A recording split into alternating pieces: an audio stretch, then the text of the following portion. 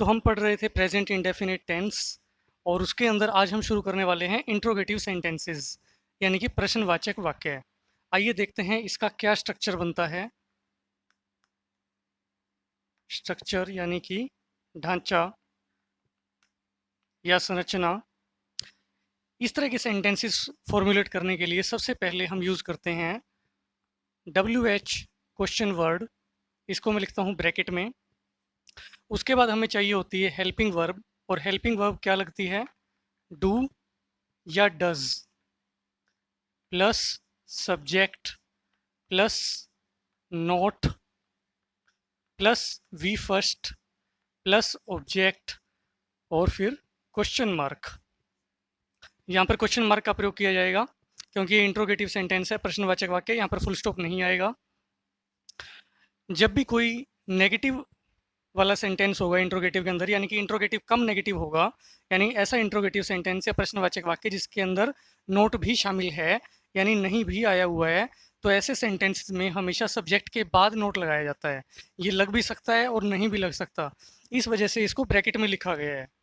इसी तरह से यहाँ पर WH क्वेश्चन वर्ड को भी ब्रैकेट में लिखा गया है। ये लग भी सकता है और नहीं भी लग सकता, यानी जो ब्रैकेट वाले शब्द हैं ये वाक्य में ऑप्शनल है, आ भी सकते हैं और नहीं भी आ सकते।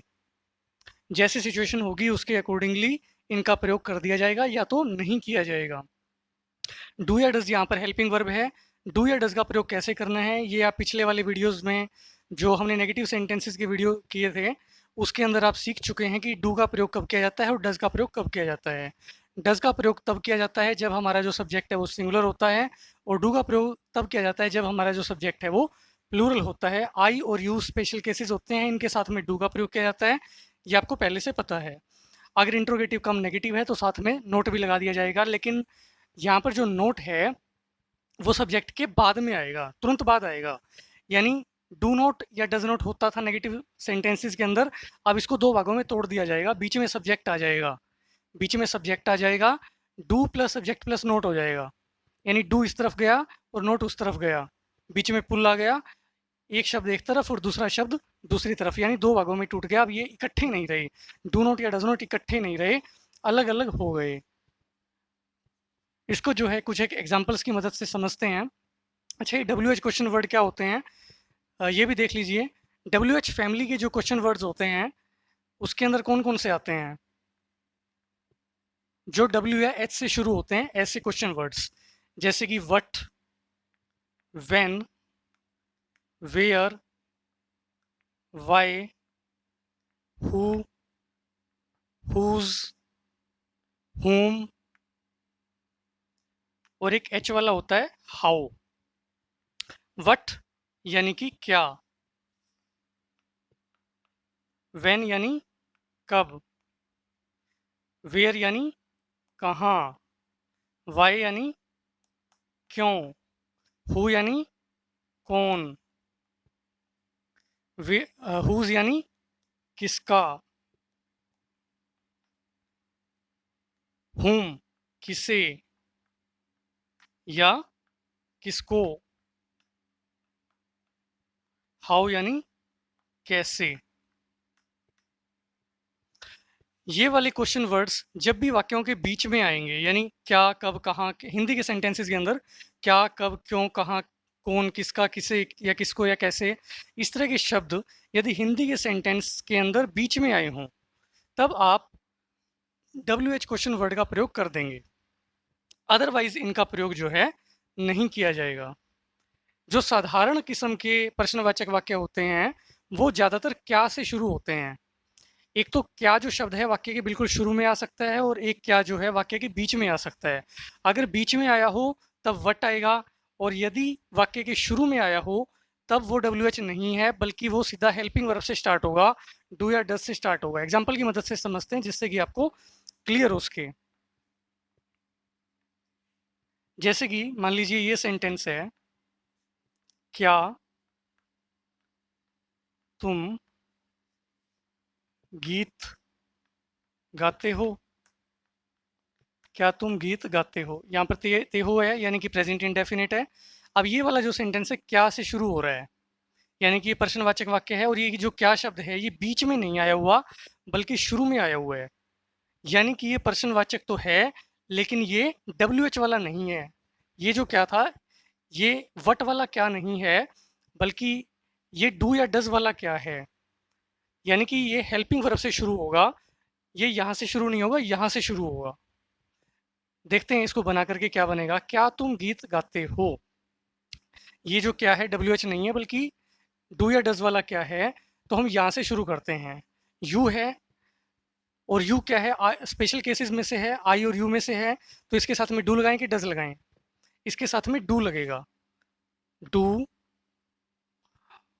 यू, डू यू, तुम सब्जेक्ट था तो यू लगा दिया। डू यू, नोट इसमें है नहीं क्योंकि ये नेगेटिव सेंटेंस नहीं है, इंट्रोगेटिव कम नेगेटिव नहीं है ये। डू यू, अब चाहिए हमें वर्ब। वर्ब क्या है, गाना, तो डू यू सिंग, वर्ब की फर्स्ट फॉर्म है ये, a song. Do you sing a song, क्या तुम गीत गाते हो। अगर यही सेंटेंस ऐसे होता, तुम क्या गाते हो। अब देखिए यहाँ पर जो क्या है ये बीच में आ गया, तुम क्या गाते हो, यानी ये पूछा जा रहा है कि भाई तुम गाते क्या हो। तो ऐसे सेंटेंस में ये यहाँ से शुरू होगा, WH क्वेश्चन वर्ड से शुरू हुआ क्योंकि WH क्वेश्चन वर्ड यहाँ पर आया हुआ है। तो सबसे पहले हम यही लेंगे, यानी WH क्वेश्चन वर्ड को यहाँ पर लगा देंगे। और क्या, क्या के लिए है वट, तो हम लगा देंगे वट। आगे एज इट इज चलता जाएगा। आगे हमें तुम सब्जेक्ट चाहिए तो उसके लिए हम डू लगाएंगे। वट डू यू सिंग, तुम क्या गाते हो। अगर यहाँ पर, अगर आप पहली बार कर रहे हैं और आप ये डू या डज में कंफ्यूज हो रहे हैं कि यहाँ पर डू लगेगा या डज लगेगा, तब आप शुरू शुरू में जब भी आप सेंटेंस फॉर्मुलेट कर रहे हो तो ये जगह खाली छोड़ दीजिए, डू वाली, जैसे यहाँ या यहाँ पर जो है थोड़ी सी जगह खाली छोड़ दीजिए और उसके आगे का फॉर्मुलेट करने की कोशिश कीजिए। और यहाँ पर जो भी सब्जेक्ट आया है उसके अकॉर्डिंगली आप यहाँ पर डू या डज का प्रयोग कर सकते हैं, जिससे कि आपको सुविधा रहेगी, आसानी रहेगी। और जैसे जैसे आपकी प्रैक्टिस में ये आते जाएंगे, आपको जो है खाली नहीं छोड़नी पड़ेगी और आप जो है लगातार इसको बनाते चले जाएंगे। वट डू यू सिंग, तुम क्या गाते हो।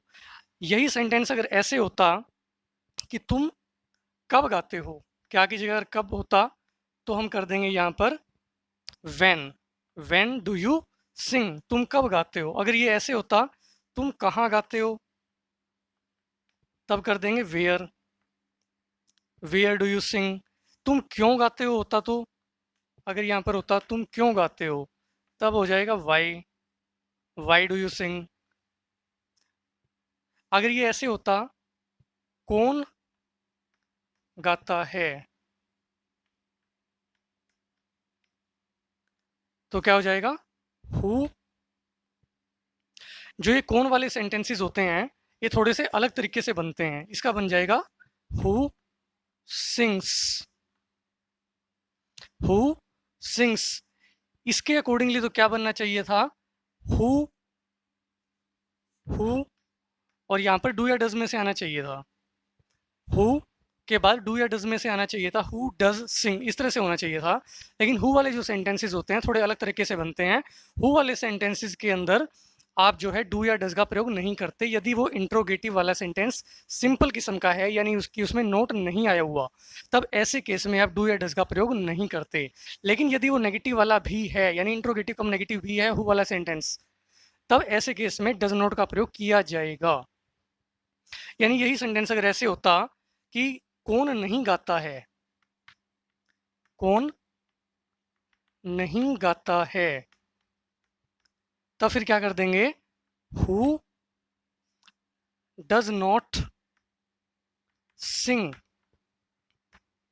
अब ऐसे केस में हु वाला सेंटेंस था, इंट्रोगेटिव था, लेकिन नेगेटिव भी था, इंट्रोगेटिव कम नेगेटिव था हु वाला सेंटेंस। तो हु वाले सेंटेंसेस के अंदर हमने डज का प्रयोग तो किया ही किया, साथ में नोट का भी किया। अब यहाँ पर जो है इसको सिंपल सेंटेंस की तरह से फॉर्मुलेट नहीं किया गया, बल्कि इंट्रोगेटिव या नेगेटिव वाले रूल्स ही लगे हैं इसके अंदर, यानी यहाँ पर एस या ईएस नहीं लगा, जबकि इस सेंटेंस के अंदर एस या ईएस में से भी हमने लगाया। यानी कि हु वाला जो इंट्रोगेटिव सेंटेंस है, अगर वो नोट वाला नहीं है यानी कि सिंपल है, तो ऐसे केस में हम डू या डज का प्रयोग नहीं करते, बल्कि उसको सिंपल सेंटेंस की तरह से, अफर्मेटिव सेंटेंस की तरह से फॉर्मुलेट करते हैं और उसके साथ में एस या ईएस भी लगाते हैं। लेकिन यदि हु वाला वो जो सेंटेंस है इंट्रोगेटिव है, साथ में नेगेटिव भी है, तो ऐसे केस में उसको अफर्मेटिव नहीं मानना, बल्कि इंट्रोगेटिव वाले रूल्स को ही लगाना है। यानी हु डज नॉट सिंग, अगर इसको आप अफर्मेटिव मानना चाहें तो मान भी सकते हैं।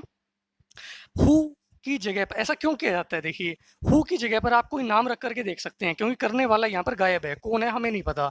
तो ऐसे केस में हु की जगह पर आप कोई नाम रख के देख लीजिए। मान लीजिए कौन गाता की जगह ऐसे होता कि राम गाता है, तो हु की जगह पे क्या होता, राम होता ना, राम सिंग्स। तो देखिए अफर्मेटिव वाला रूल लग गया, राम सिंग्स। अगर ये सेंटेंस आपको बनाना होता कि राम गाता है, तो आप क्या बनाते, राम सिंग्स। तो राम सिंग्स। ये अगर ऐसे होता राम नहीं गाता है, मान लीजिए कौन की जगह ऐसे होता कि राम नहीं गाता है, तो आप क्या बनाते हैं, राम डज नॉट सिंग, राम नहीं गाता है।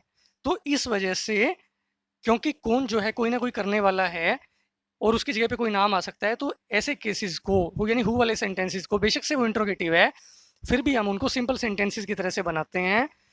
उसकी जगह पे आप कोई नाम रख करके देख सकते हैं, तो बिल्कुल अफर्मेटिव के जैसा लगेगा या नेगेटिव के जैसा लगेगा, यानी इंट्रोगेटिव लगेगा ही नहीं आपको। और इंट्रोगेटिव के सेंस में अगर आपको याद रखना है, तो आप ऐसे भी याद रख सकते हैं कि इंट्रोगेटिव वाला यदि वो सेंटेंस साधारण किस्म का है यानी विदाउट नोट है, तो ऐसे केस में आप उसको अफर्मेटिव सेंटेंस की तरह से बनाएंगे। और यदि वो वाला सेंटेंस अफर्मेटिव किस्म का नहीं है इंट्रोगेटिव के अंदर, बल्कि नेगेटिव किस्म का है, तब ऐसे केस में आप डज नॉट का प्रयोग करेंगे, एस या ईएस बिल्कुल भी नहीं लगाएंगे। यहाँ पर आपने एक चीज़ और देखी होगी कि बीच में सब्जेक्ट आया करता था इंट्रोगेटिव के अंदर, और उसके बाद नोट, उससे पहले डू या डज होता था। यहाँ पर हु आया हुआ है बीच में, अलग से कोई सब्जेक्ट नहीं है, यहाँ भी अलग से कुछ नहीं है। ऐसा क्यों है, क्योंकि हु खुद ही सब्जेक्ट है। हु जो है काम करने वाला वो खुद ही है, जो कि गायब है, क्योंकि ये प्रश्नवाचक है। तो इस वजह से यहाँ पर ये वाला सब्जेक्ट नहीं आएगा, क्योंकि ये खुद ही सब्जेक्ट है। तो इसका ट्रीटमेंट इसलिए थोड़ा सा दूसरों से अलग किस्म का है। तो इस तरह के सेंटेंसेस को, हु वाले सेंटेंसेस को आपको इस तरीके से फॉर्मुलेट करना है। कुछ एक और एग्जांपल्स देखते हैं। मान ली हु वाले ही देख लेते हैं पहले। जैसे मान लीजिए कि ये सेंटेंस है, तुम्हें कौन जानता है। तुम्हें कौन जानता है, ता आया हुआ है, इंडेफिनिट है, प्रेजेंट का है। अब इसमें कौन आया हुआ है बीच में, तो इस वजह से हमें पता चल रहा है कि ये जो है प्रश्नवाचक वाक्य है, इंट्रोगेटिव सेंटेंस है और ये नेगेटिव नहीं है। तो ऐसे केसेस के अंदर आप उसको सिंपल सेंटेंसेस की तरह से फॉर्मुलेट करेंगे, यानी हु। अब इसमें डज नहीं लगेगा, इसको कैसे बना देंगे, who knows you. Who knows you, तुम्हें कौन जानता है। हु की जगह पे कोई नाम हो सकता था, मान लीजिए होता राम तुम्हें जानता है, तब क्या बना देते आप, हु की जगह पर Ram. Ram knows you, Ram third person singular था तो एस ई एस लग जाएगा।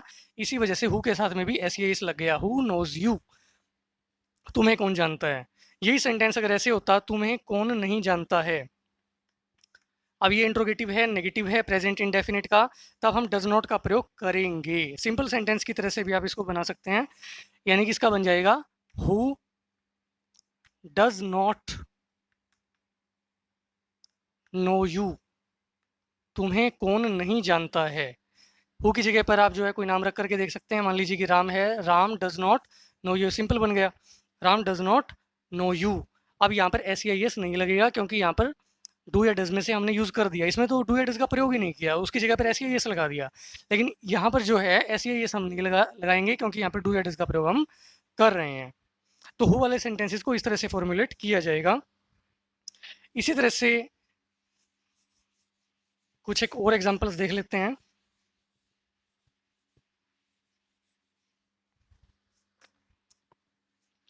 मान लीजिए कि ये सेंटेंस है, क्या तुम रोज नहाते हो। क्या तुम रोज नहाते हो, बिल्कुल सिंपल सा सेंटेंस है। अब इसमें क्या आया हुआ है और क्या वाक्य के शुरू में आया हुआ है, बीच में नहीं आया हुआ। क्या वाक्य के शुरू में आया हुआ है, बीच में नहीं आया हुआ, तो इस वजह से ही यहाँ से शुरू होगा, यहाँ से शुरू नहीं होगा। क्या तुम रोज नहाते हो, do you take a bath daily, do you take a bath daily. You था इस वजह से डू लगाया, डब्ल्यू एच ये है नहीं। अगर ये सेंटेंस इस तरह से होता, तुम रोज क्या करते हो,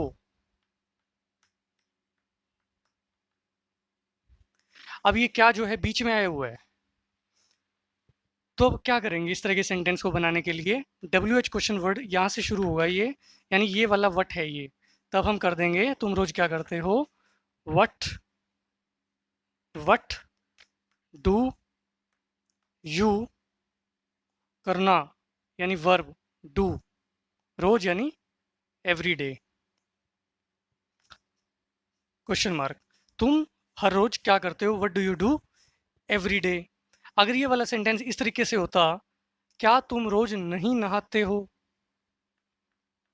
यानी नेगेटिव भी आ गया, तब क्या कर देंगे, डू यू नोट, यहाँ पर नोट लग जाएगा, do you not take a bath daily, ये सब्जेक्ट था हमारा और सब्जेक्ट के तुरंत बाद नोट लग जाएगा। यदि ये वाला सेंटेंस नेगेटिव होता तो क्या करते, तुम रोज क्या नहीं करते हो, अगर ऐसे होता तब हम क्या कर देंगे, what do you not do every day, यानी कि नोट जो है सब्जेक्ट के तुरंत बाद लग जाएगा। इसी तरह से और कुछ एक एग्जांपल्स देखते हैं। तुम किसका कार्य करते हो, मान लीजिए इस तरह का सेंटेंस है, तुम किसका कार्य करते हो, तब क्या कर देंगे, किसका ये बीच में आया हुआ है, ते हो है यानी कि प्रेजेंट इंडेफिनिट का सेंटेंस है, किसका कार्य ये इकट्ठा है, तब इसमें बन जाएगा हुज, किसका, हुज वर्क, यानी इतना तो हो गया, हुज वर्क, उसके क्योंकि इकट्ठा था इसलिए इसको साथ में लेना है। अब डू, तुम है तो डू लगा देंगे, whose work do you do, तुम किसका कार्य करते हो। कुछ एक और सेंटेंस देखते हैं, जैसे कि मान लीजिए कि ये सेंटेंस है, क्या वह अपना कार्य नहीं करता है, क्या वह अपना कार्य नहीं करता है, तब ये क्या जो है वाक्य के शुरू में आया हुआ है, बीच में नहीं आया हुआ, तो यहाँ से शुरू करेंगे, क्या वह अपना कार्य नहीं करता है, डज, अब क्योंकि वह था तो डज लगा देंगे, अब डू नहीं लगेगा, डज ही नोट, सब्जेक्ट के तुरंत बाद नोट लग जाएगा, does he note do his work, his यानी उसका, यानी अपना, क्या वह अपना कार्य नहीं करता है। कुछ एक और सेंटेंस देख लेते हैं।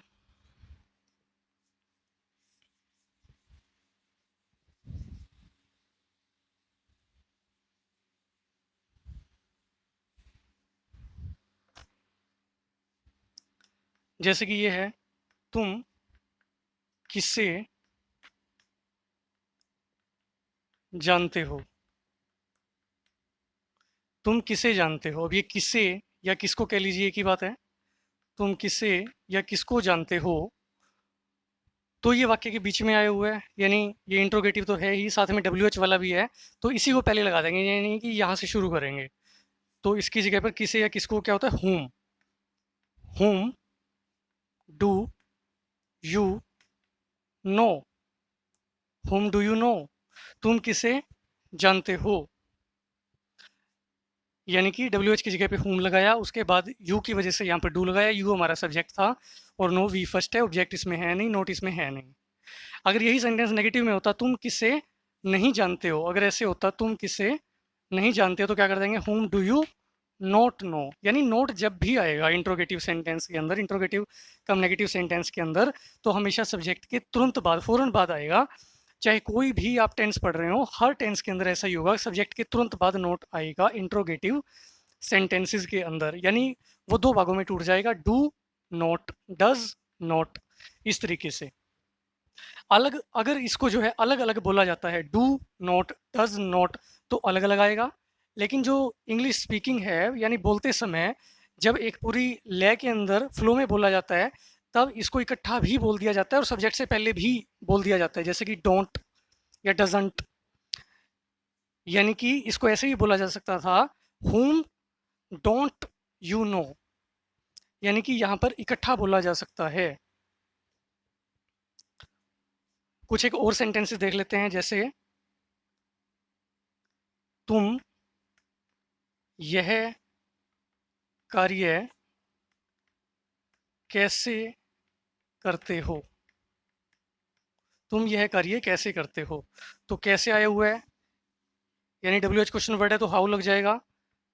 How do you do this work, तुम यह कार्य कैसे करते हो। तो कैसे की जगह हाउ लगा दिया, उसके बाद हमें डू या डज में से चाहिए तो यू था तो डू लग गया। ये वाला जो डू है, ये वाली तो डू क्या है, हेल्पिंग वर्ब है, और ये वाला डू मेन वर्ब है, वी फर्स्ट है, डू डिड डन होता है। How do you do this work, यह कार्य है। यही सेंटेंस अगर नेगेटिव में होता, तुम यह कार्य कैसे नहीं करते हो, मान लीजिए ऐसे होता, हालांकि है तो अटपटा सा, लेकिन अगर होता तो आप क्या करते थे, how do you not do. अगर यहाँ पर नहीं होता तो यहाँ पर आप नोट लगा दे, how do you not do this work. तो इस तरह के सेंटेंसेस को इस प्रकार से जो है फॉर्मुलेट किया जाएगा। एक दो सेंटेंस और देखते हैं, जैसे क्या तुम प्रतिदिन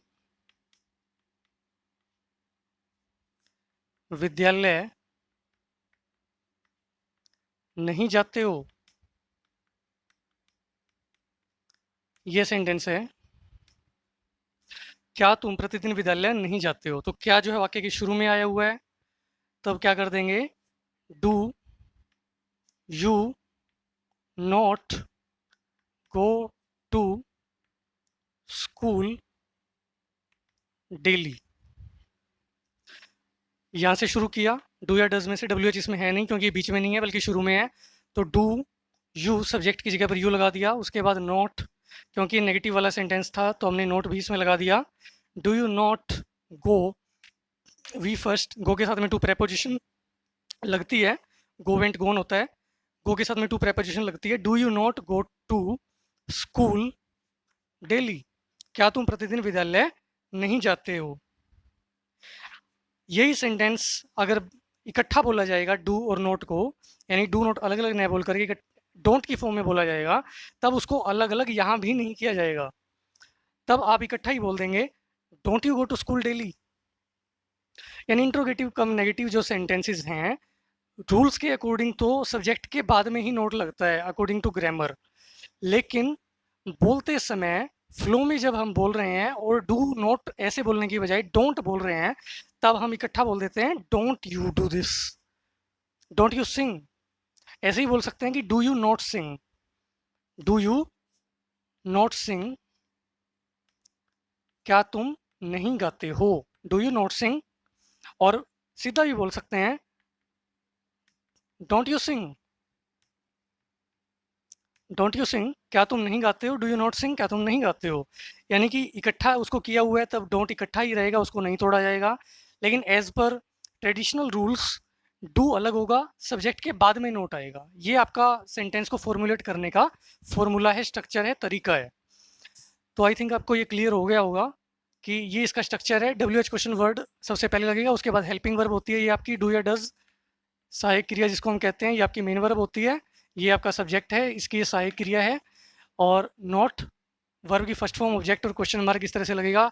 यदि वाक्य के शुरू में क्या है तब आप उसको यहाँ से शुरू करेंगे, यदि क्या वाक्य के बीच में है तब आप उसको यहाँ से शुरू करेंगे। यानी ये वाले WH क्वेश्चन वर्ड हैं, ये WH फैमिली इनको बोला जाता है, WH फैमिली के क्वेश्चन वर्ड्स हैं सारे के सारे। तो इनका प्रयोग कब किया जाएगा, जब ये वाले जो हिंदी के शब्द हैं जो आप ये देख रहे हैं हिंदी वाले शब्द, यदि ये वाक्य के बीच में आए हुए हैं तब आप यहाँ से शुरू कर देंगे इनको WH क्वेश्चन वर्ड मान करके, और सबसे पहले इसी का प्रयोग किया जाएगा। और ये ब्रैकेट में इसलिए लिखा हुआ है क्योंकि ये लग भी सकता है, नहीं भी लग सकता, हमेशा नहीं लगेगा। और ज़्यादातर वाक्य क्या से शुरू होते हैं, जैसे कि ये है, तो इस तरह के सेंटेंसेस जो हैं यहाँ से शुरू होंगे, डू या डज से। अगर आपका जो सब्जेक्ट है वो सिंगुलर है तब आप डज लगा देंगे, प्लूरल है तो डू लगा देंगे, आई और यू है के साथ में डू लगता ही है। सब्जेक्ट के बाद नोट तब आएगा जब वो नेगेटिव भी होगा साथ में इंट्रोगेटिव के साथ, और वी फर्स्ट तो इसमें लगेगी ही, ऑब्जेक्ट हो भी सकता है नहीं भी हो सकता, और क्वेश्चन मार्क। इस तरह से इन सेंटेंसेस को फॉर्मुलेट किया जाएगा। आप जो है इसकी प्रैक्टिस करके देख सकते हैं, कुछ एक सेंटेंस अपने आप से फॉर्मुलेट करके देखिए और आप जो है इसको अच्छे से सीख जाएंगे। धन्यवाद।